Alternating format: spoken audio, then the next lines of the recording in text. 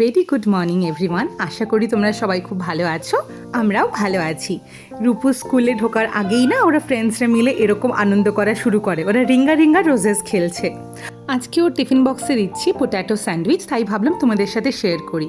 আমি ব্রেড নিয়ে নিয়েছি, তো একটু সস স্প্রেড করে দেওয়ার পর এই আলুটার মধ্যে একটু অল্প গোলমরিচ আর বিট নুন দিয়ে মেখেছিলাম, প্লেন জাস্ট আলু আর কিচ্ছু না।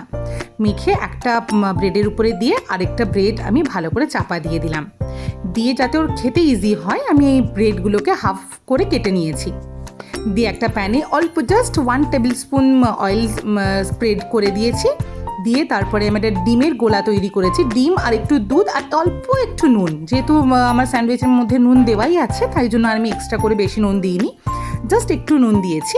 তারপরে আমি ব্রেডগুলোকে ভালো করে এপিট ওপিট করে লাল লাল করে একটু ভেজে নিচ্ছি, দিয়ে টিফিন বক্সে দিয়ে দিচ্ছি। বাচ্চাদের অ্যাকচুয়ালি বিভিন্ন রকম নতুনত্ব টিফিন দিলে না বাচ্চারা খুব এনজয়ও করে এবং স্কুল যেতেও পছন্দ করে, আমার ছেলেও তার মধ্যেই পড়ছে। তো কেমন লাগলো আমাকে অবশ্যই জানিও। সবাই খুব ভালো থাকবেন। Thank you for watching.